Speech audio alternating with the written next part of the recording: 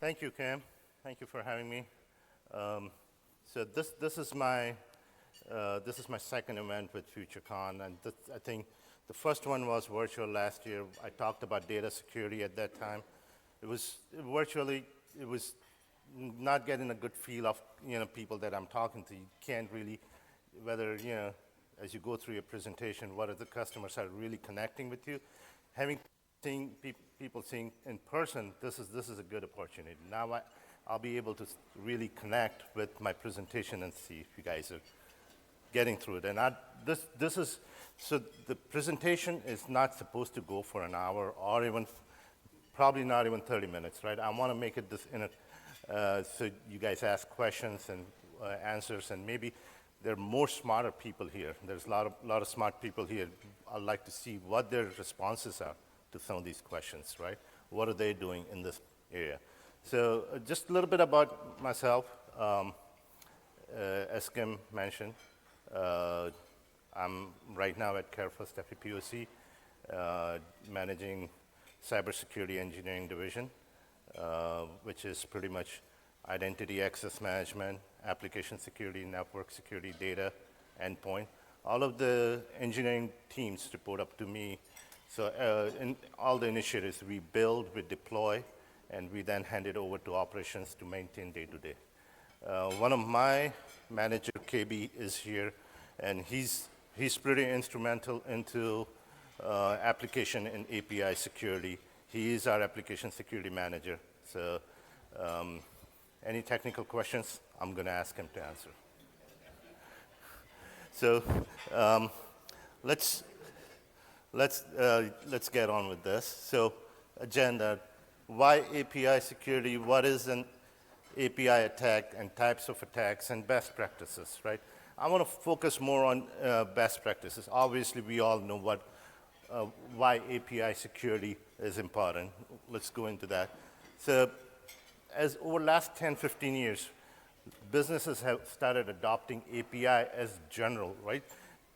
These API connections, it's out of even our cybersecurity people's hands. Developers are going and using their own APIs. Infrastructure teams, and which we don't even know. Where are these APIs located at? We don't even have a view of all of these. So over last 10 years, this is one area of application security that's really been not taken care of, right? A lot of the organizations are struggling with API security. So we see that breaches have shown that data leaks due to faulty or vulnerable and hacked APIs, right? And this is fact. And then use of APIs have quadrupled over the last 5 years. There's no surprises, and even it's going to keep on increasing as more and more we go in Internet of Things, right? Gartner came out with their research back in 2020. By 2022, API attacks will become the most frequent attack vector. So we are in 2022. This is happening now. It's happening, and unfortunately, a lot of the organizations are still not prepared for it. And then one other survey, this was a developer survey they did, 90% of developers today use API. And that is another fact that we as cybersecurity professionals, we don't know, because we are not, a lot of times, we don't connect with application security, application developers, and don't really understand the trends, what they're doing. So 90% of today's developers are using APIs as part of their code, out of which 70% of them are using third-party APIs. So we're depending on vendors and third parties to develop these APIs. Where those vulnerabilities are, we have no views on those. About 20% of those are in-house custom APIs, right? What are the top 10 third-party APIs by the same survey, right? So location mapping, payments, email, these are very common applications where the APIs are being used, messaging. And obviously, you can see that payment Again, that's where all our sensitive data is residing. And these days, we all know location mapping, any app you download, the first question they'll ask you is, are you willing to share your location? Are you willing to share your, so these are some of the common things that we do not realize how commonly APIs are being used.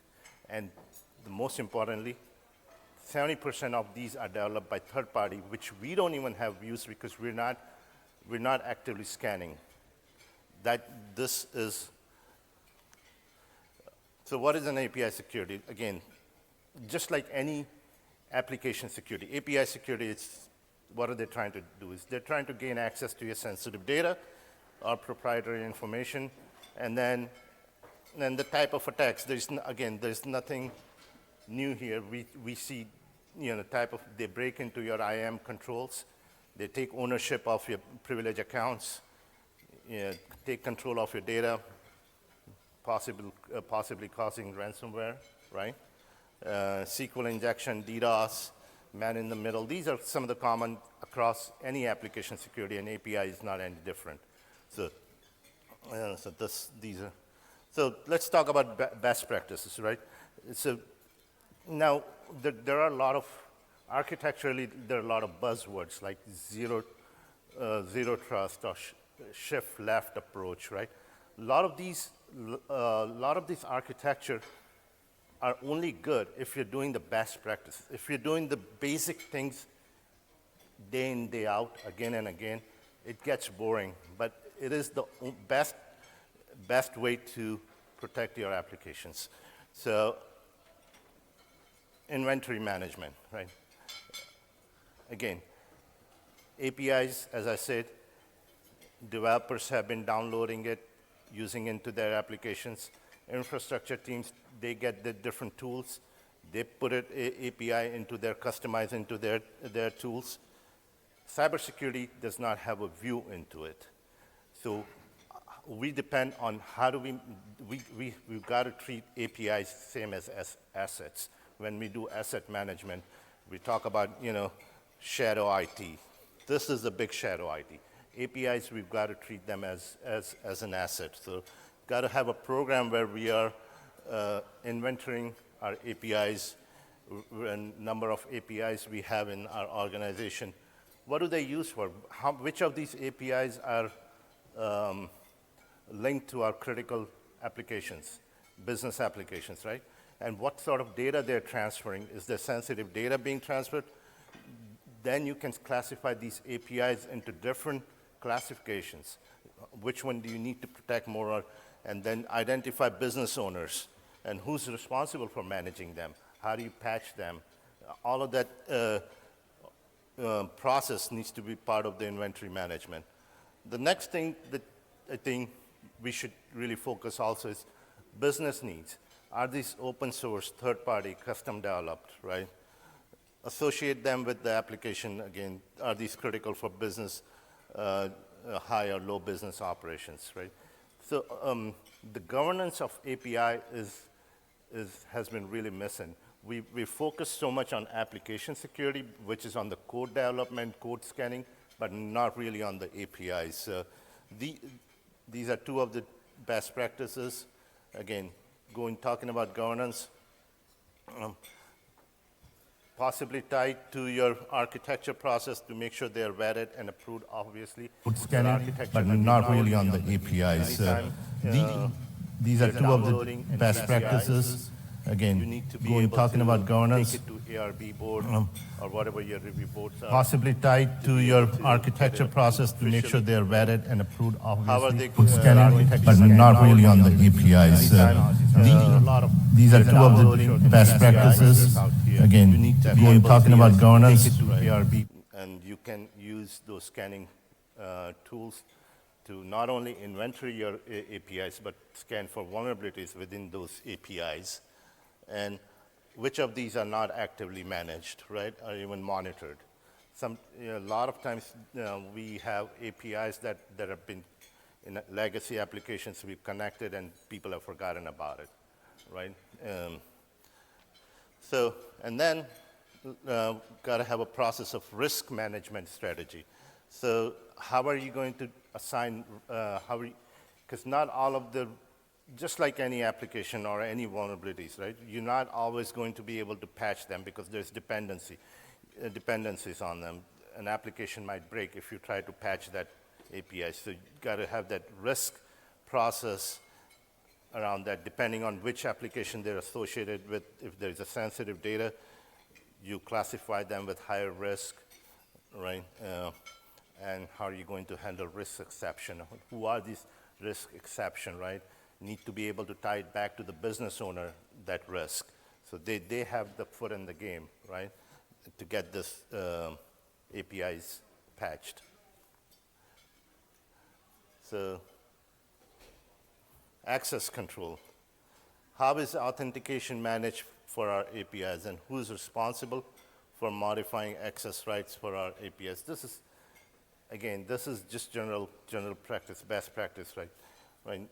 How are you going to manage this authentication of APIs? A role-based access, right?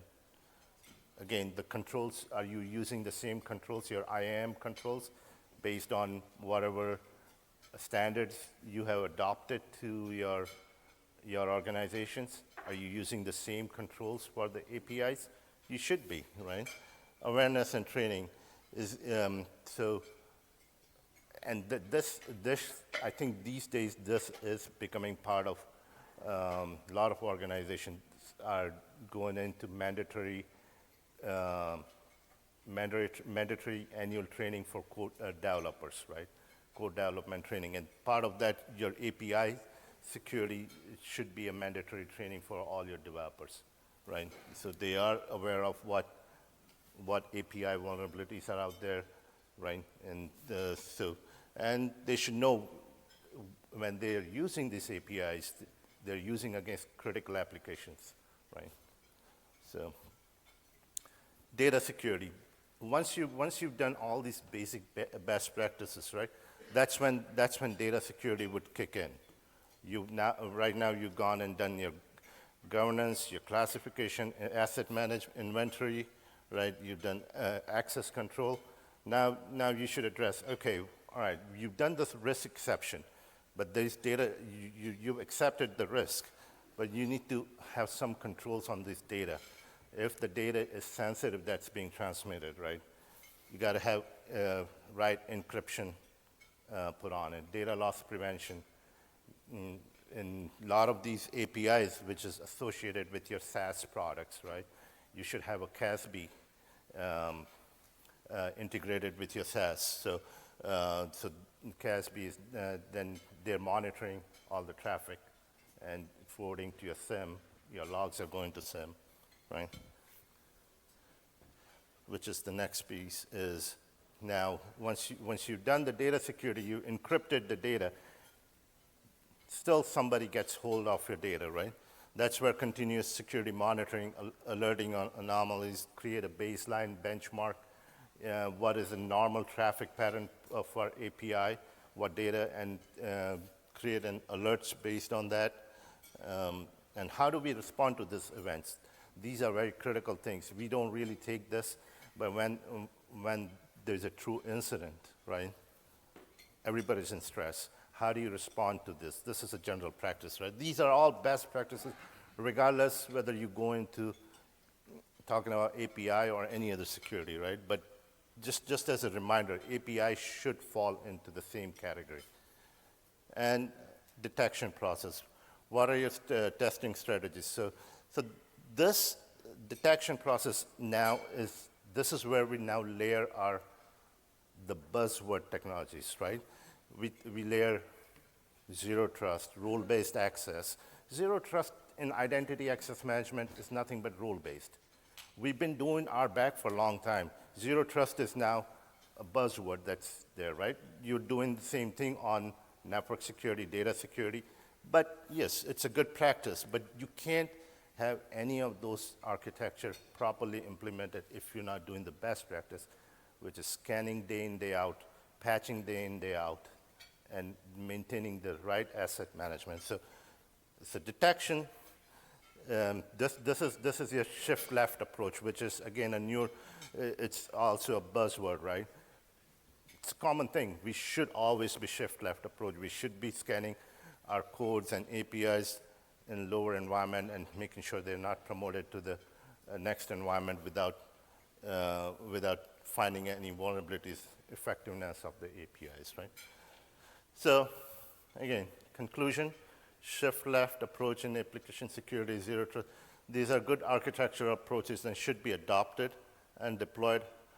However, without doing the basic things as described in best practices, you will most likely be a victim of incident attack. I mean, most of the times we've seen in last couple of incidents major incidents like Log4j, right? We've seen that so many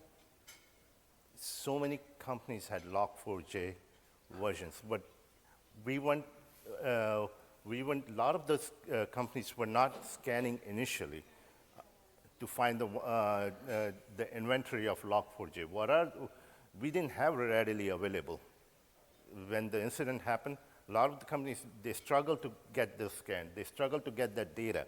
Having that data right up when the incident happens, it would be a good data point to remediate right away, right? So everybody in the industry spent a lot of time scanning for Log4j and coming up with the actual inventory of what you had, right? Again, do the basic things right all the time, then build with other architectures on top of it. That's my message. I think that we should do, cybersecurity is, at the core is pretty simple. We keep doing the basic things right. Again, it gets boring, I know. We look at 1,500 vulnerabilities, 50 vulnerabilities, and then we got to go through business approval, got to go patch it, go through risk exception. It's the same process again and again, but it's a basic thing. If we do the basic things, I think we're really helping our organizations. So that's my message. Any questions? I'd like to hear what are some of you doing around API security?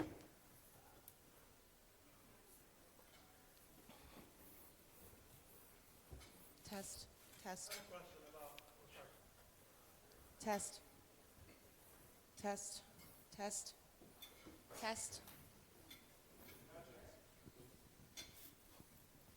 Can you hear me?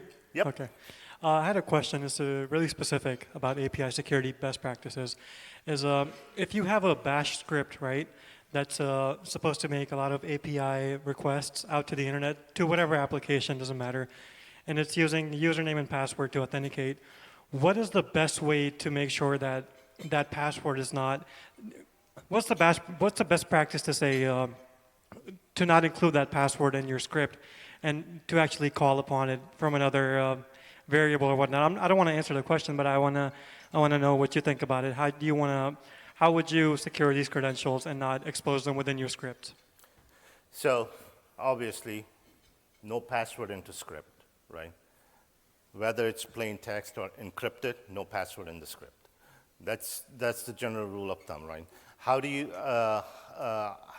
call upon it?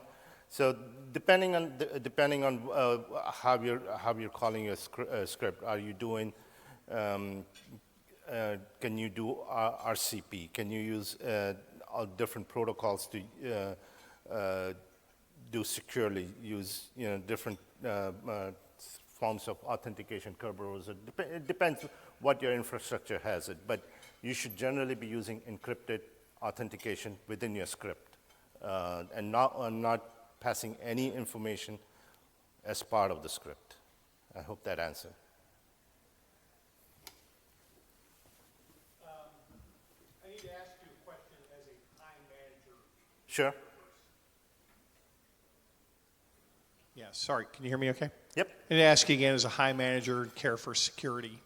I'm formerly a guy from CareFirst Security working for an IBM contract doing security on CareFirst. In fact, my Tier 3 clearance is still from there. I was brought into IBM to do application security specifically as part of a CSAR team, and we used AppScan. Now, if I came tomorrow to interview for a job at your place, and they wanted an application security guy, I would sit down with my CISSP and my AppScan tool, and I'll bet you $1 all the questions they asked me were for a seasoned developer, not a guy with a CISSP and AppScan. Maybe part of the problem is the industry hasn't figured out yet exactly who owns this task. Yep. Because I've been doing it for many years. Fortify, AppScan, even Nessus has a tool now. Right. But if I sit down, all of the questions are going to be Java security questions. Now, if you're a cybersecurity guy with a CISSP, the only way you're going to be good enough to be better than the developers they've got now is if you're developing every day. Yep. But you wouldn't be a cyber guy if you were doing that. Right. So could you address this and maybe even fix it? no, I don't have the right answer to fix that. But you did. Because I'll come back and work for you if you fix it, and I'm already cleared. Well. By you. Talk to that guy. We are hiring. KB's hiring for application security. So no, but I'll tell you, you nailed on the problem. That's what I kept on referring in that we as cybersecurity professionals, we don't know application security as well as we should, right? One of the biggest challenges KB and I have is we've got open positions into application security, but finding the right candidate, we need to find candidate as part of application or API security, someone who has hardcore code development experience, right? Because we can use all these tools, AppScan, Fortify, and whatnot, right? Come up with vulnerabilities, but then you need to communicate this to your coders, right? And you need to change their behavior, their pattern. That takes a code developer to be able to come into the cybersecurity area. So it is one of the most challenging domain of cybersecurity, application security, to be able to properly staff and have it operational all the time. But we're seeing more and more attacks are all going directly into application. Whether you take Log4j or whatnot, they're all attacking application. They're not even looking at identity. They're not even looking at network. They're going directly in attacking your attack surface on the web, right? So, KB, do you have anything else to chime in there?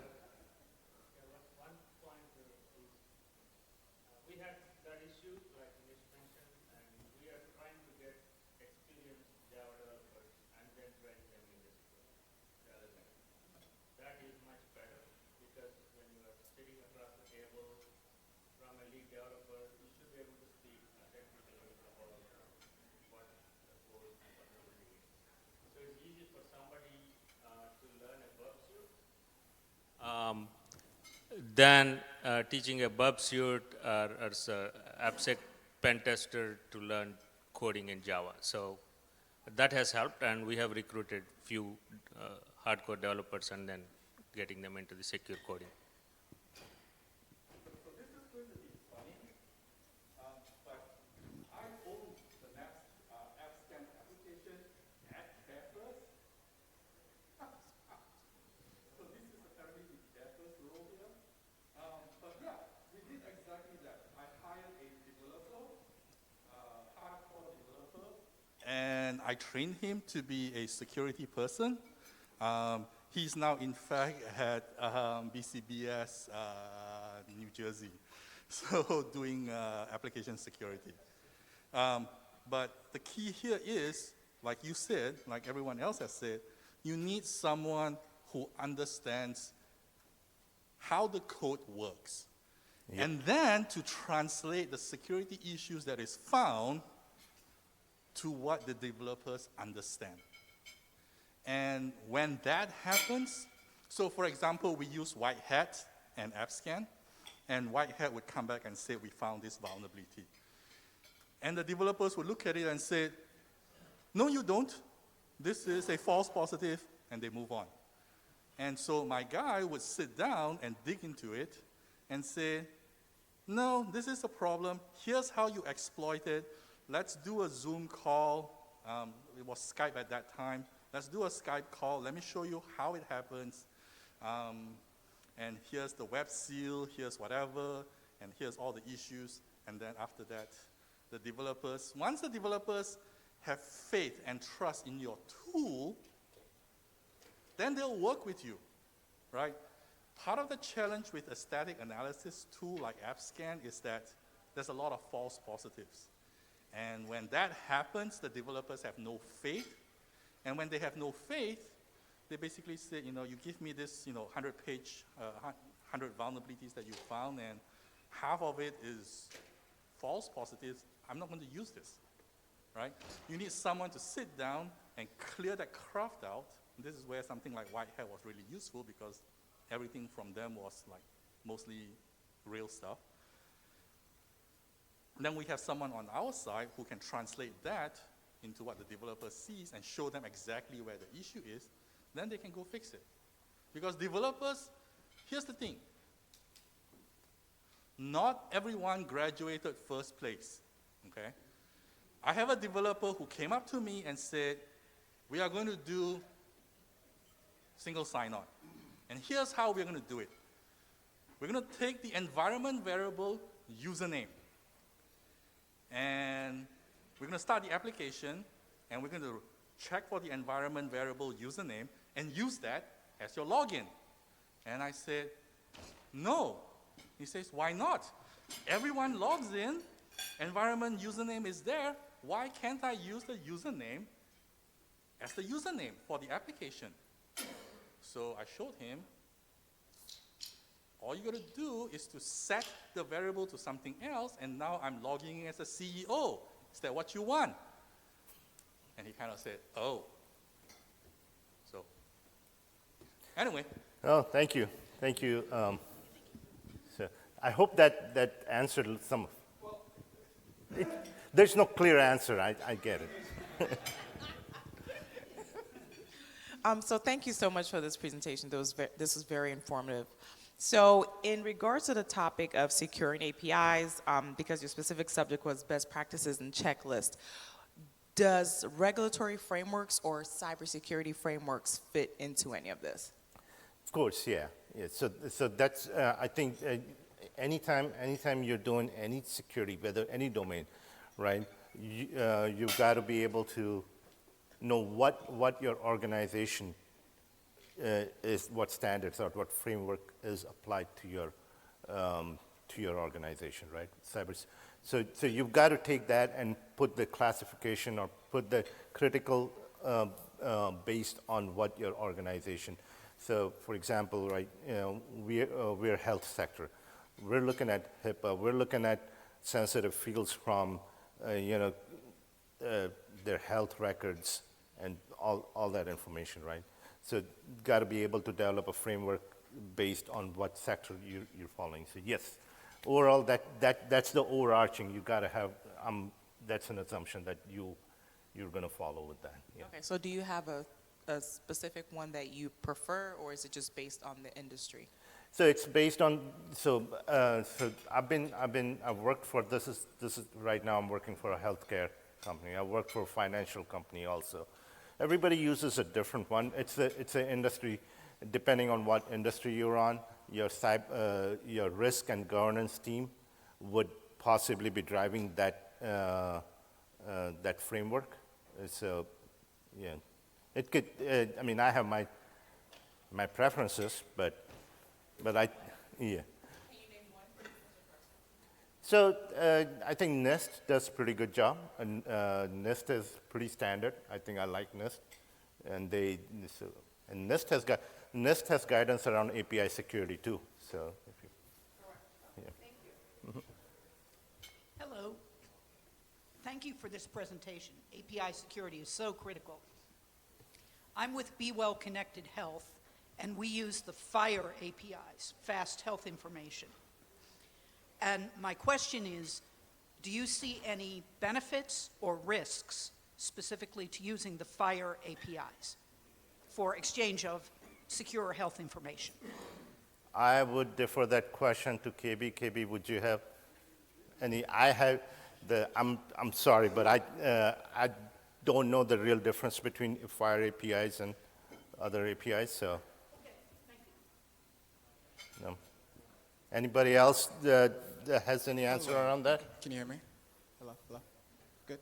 Hello, my name is Harvey, and my question is, so I'm currently a student, and so in my classes, we talk about API, we talk about securing code. I'm currently in a class talking about securing code and stuff. But, when you go on job postings for anything specific like API management or security, that's, at least 3 to 5 years going on. And of course, you need that experience and understanding. But, how would students, know what they need to focus or study on to be able to be, okay, I'm proficient in APIs, to be able to, hey, I know you want 3 to 5 years, but could I do an internship, might not know everything, because in my classes, I'm doing digital forensics. I use FTK Toolkit, we're using Axiom, and in our labs, we are using different tools and softwares actually used by industry, but we can't just get into the industry or work for the FBI doing digital forensics, even though we know how to use the tool. So, how would you promote, learning APIs and being friendly with, new players? Because I know, you're hiring new people, training them for what they need to do. But, for me, who's already in the industry, trying to get that experience so that, you don't need to wait, like, what? Okay. Yeah. So I've been fortunate that two companies that I've worked in last 12 years, they both have excellent college hire programs, right? And one of the things that I've seen in college hire programs is if you get picked up to work for cybersecurity, right? You could be working into network security, firewall. You could be working into any other teams, but you do get exposed to other team members. You get and as long as you bring to the management your interest into this other domain that you now all of a sudden you are interested into, they will work with you. Most managers will work because we, in general, I think you can anyone can speak up here. We like young talent. We like people that want to come and do work. So I think I would, and before you step into one of these college hire programs or entry-level jobs, right? Keep up with you being into this conference is now educated that you're meeting all these people, you're exposing yourself. That is one way of knowing what the industry trends are, right? So you are doing the right thing. So I think, but I would say in a lot of companies these days have good cybersecurity college hire programs. And there are jobs. There are a lot of jobs. So I wish you good luck, man.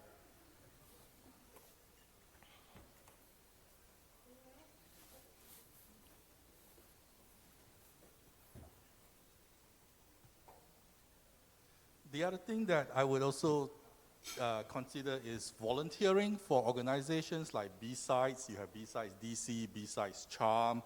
ShmooCon just finished last week. Mm-hmm. So there's a lot of all these type of organizations, and there is a lot of discussions that go on in between the annual shows, right? So they have Discords, DEF CON is coming up, and there's a whole bunch of different villages at DEF CON.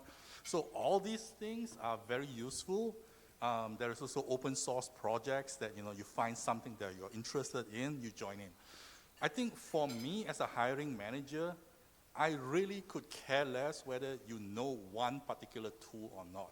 What I'm looking for is a body of knowledge, that you know something, right?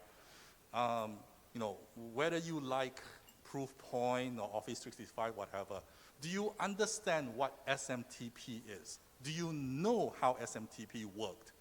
So for example, when CareFirst implemented the Palo Alto firewalls, I was talking with the firewall guy, and he's like, yeah, we have email security in Palo Alto. And I said, are you sure? So he says, yeah, I just put this check mark in, and now we have email security. And so I kind of said, you know what, let me try something. And then I said, what's your mailbox? And so I sent him an email from santaclaus@northpole.com. And he looked at me and said, how the hell did you do that? I said, Telnet port 25. Talk, mail from RCPT2, data, type in the headers, and off you go. And he didn't understand that. So we had to sit down and talk about it. And I had to show him how exactly it was done. And then both him and the exchange person didn't understand SMTP, right? Yep. Basic RFC 822 or RFC 2822 now. Or now it's like 3822, whatever. I don't know what it is now.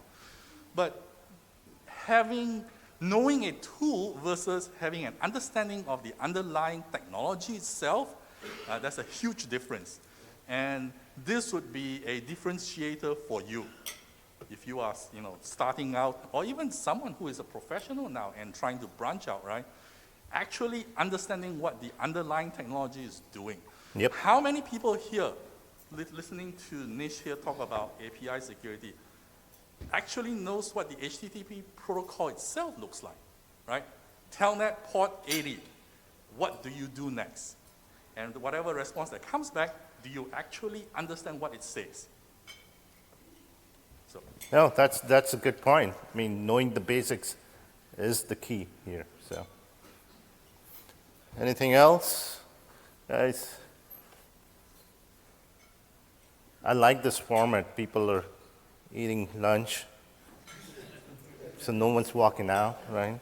Good.